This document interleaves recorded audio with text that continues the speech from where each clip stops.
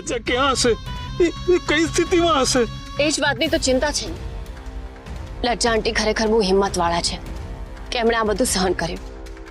પણ મને નથી લાગતું કે કોઈ પણ સ્ત્રી માટે આ વાત સરળ હોય, એટલે તમને સરળતાથી તો માફ નહીં જ કરે. અત્યારે મને બસ એટલી ખબર છે કે આપણે લજ્જા આંટીને શોધવાના છે. હા, હું પણ લજ્જાને શોધવામાં મદદ કરીશ. આપણે બધા મળીને લજ્જાને શોધીશું. લજ્જા મળી જ જવી જોઈએ. લજ્જા આવશે ને પછી એના પગમાં પડીને માફી માંગી લઈશ. હા, એમને કંઈ થઈ જાય પહેલા એમને શોધવા બહુ જ જરૂરી છે. હા.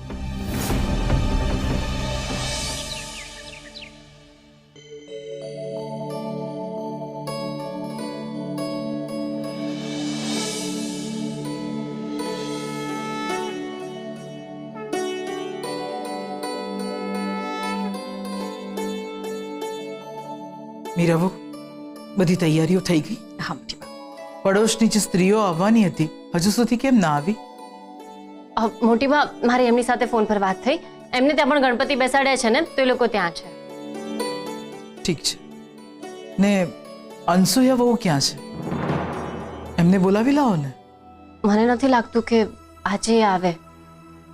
ગઈકાલે જે થયું એના કારણે દુઃખી છે ને.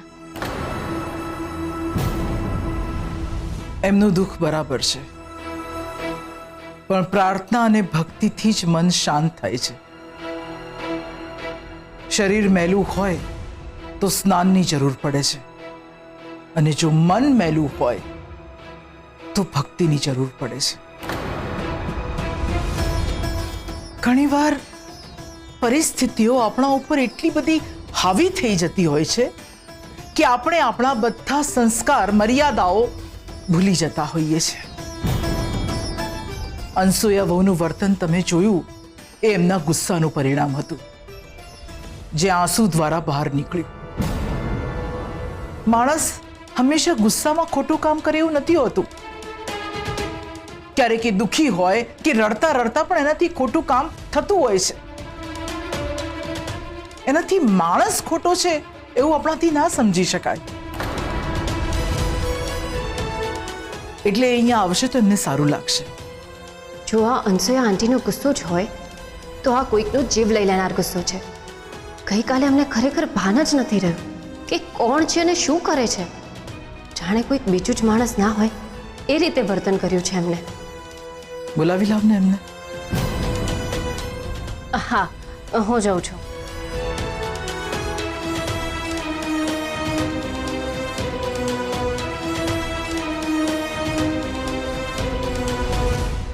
અનસુયા આંટી, અનસુયા આંટી,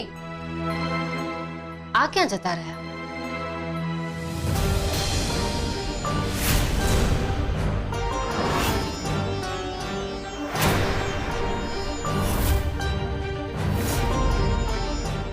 શું થયું બેટા?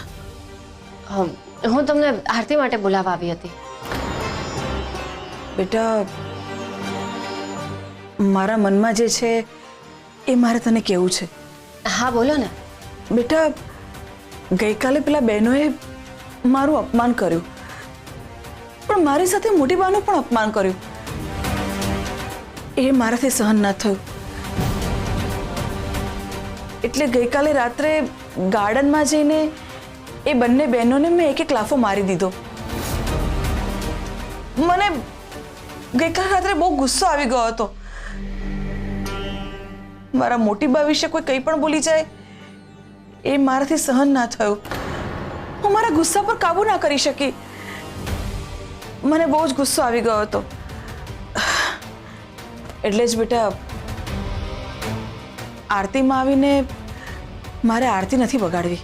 ગઈકાલે જે થયું એ ખોટું થયું, પણ હવે જે થયું એને ભૂલી જાઓ. એ લોકોએ પણ તો તમારું અપમાન કર્યું જ હતું ને. હા, સાચી વાત છે. લોકો મને એવી સ્ત્રી સમજે જ છે અને એવી સ્ત્રી જ માનશે.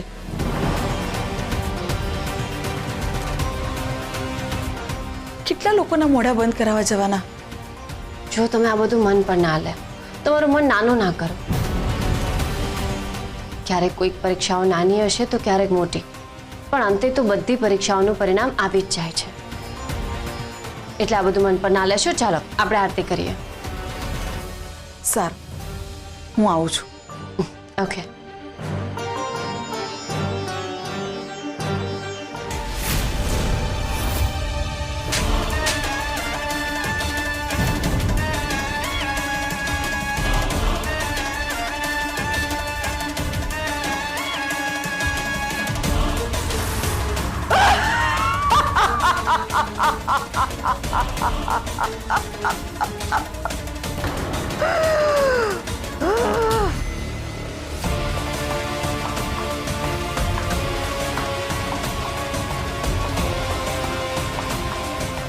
આ શું કર્યું અંસુયા તે? આ મંગળસૂત્રને અહીંયા રખાય? હા, હમણાં બધાને ખબર પડી જાત કે લજ્જાને મેં ગાયબ કરી છે. મારે અંદર રહીને તું મને છતી કરી રહી છે. હા, હમણાં આને ખબર પડી જાત. સારા બનવાની સજા તો ભોગવ. મારે નથી બનવું સારા, કારણ કે હું અનામિકા છું.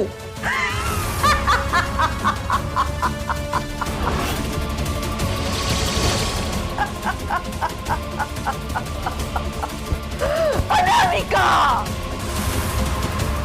તું બધાનું સાંભળી સાંભળીને દુખી થાય, પણ હું નહીં. જોઈ છે તે તારી જાતને ક્યારે? બંને અલગ છીએ, તદ્દન અલગ. તું લોકોનું સાંભળી સાંભળીને દુખી થઈને રડી રડીને દુખી થાય છે, અને હું જેવા સાથે તેવા થવા વાળી વ્યક્તિ છું. જે મને બોલી જાય છે એની તો હું જીભડે જ ખેંચી લઉં છું, કારણ કે હું કોણ છું? અનામિકા.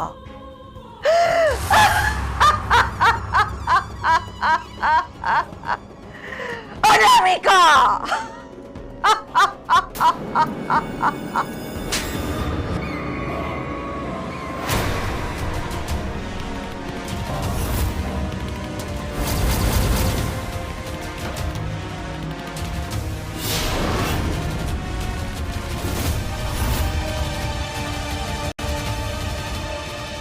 ગણપતિ બાપ્પા મોરયા, મંગલ મૂર્તિ મોરયા.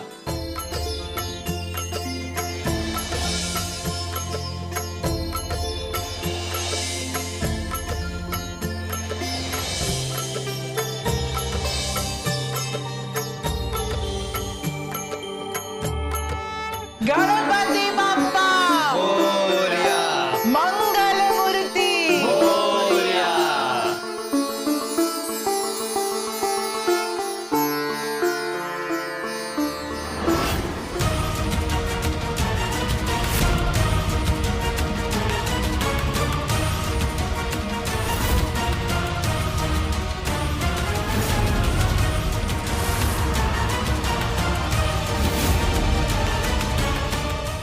હે વિઘ્નહર્તા, તમે તો તમારા દુશ્મનના પણ વિઘ્ન હરી લો છો, તો હું તો તમારી ભક્ત થઈને પ્રાર્થના કરું છું.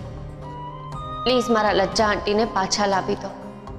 એ જ્યાં હોય ત્યાં સુરક્ષિત હોય, હું તો એ જ ઈચ્છું છું.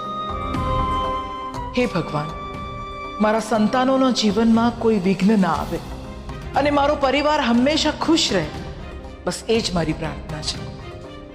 બપ્પા, કંઈક તો એવો માર્ગ ચિંતો, કંઈક તો સંકેત આપો.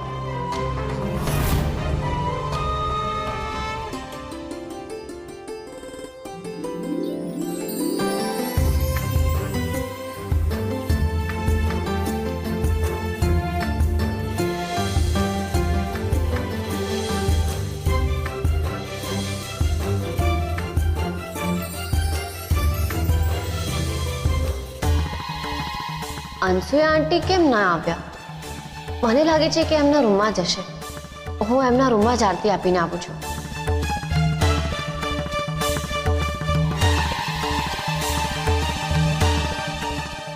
અંસુ આંટી,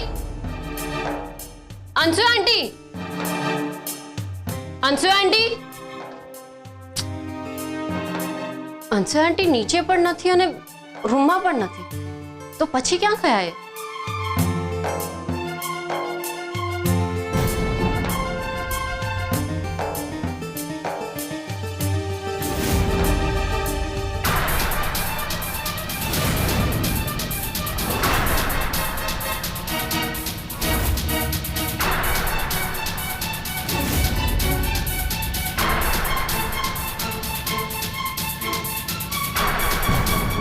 આ તો લજ્જા આંટીનું મંગળસૂત્ર છે.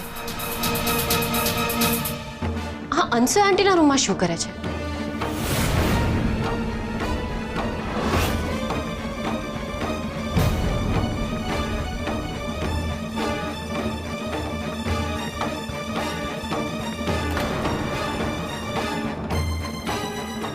સરગમ, તું અહીંયા?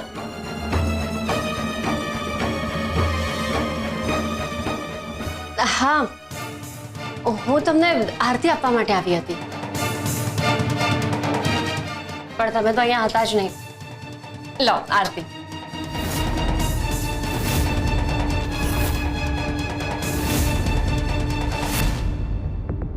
અરે આરતી લો ને. અરે આરતી લો ને.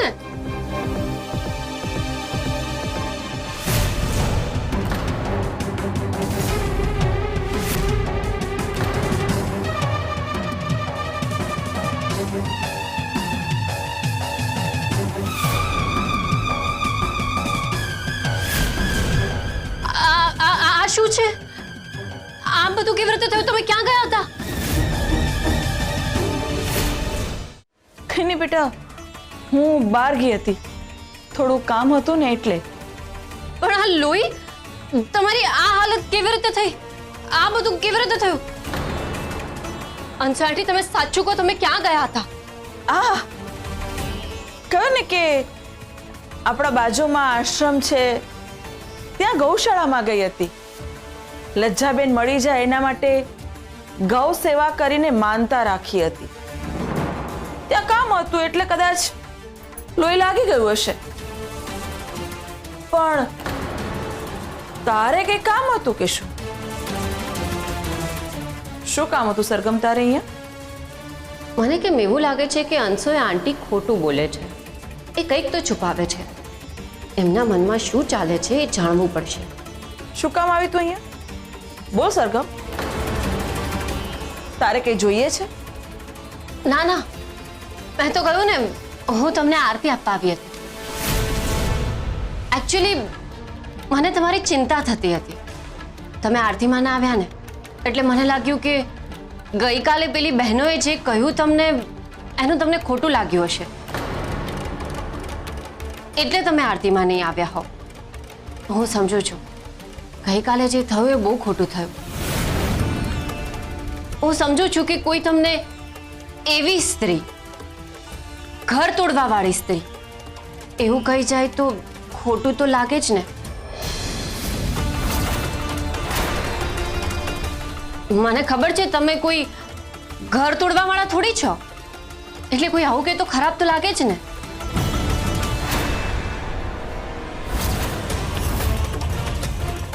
કેટલો વિચિત્ર શબ્દ છે ને આ, ઘર તોડવા વાળી સ્ત્રી.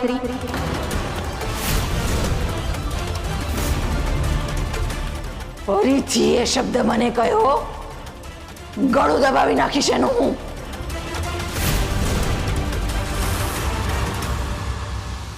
આ શું કરે છે તું અનામિકા? આને તારું સત્ય ખબર પડી જશે. શાંત થઈ જા.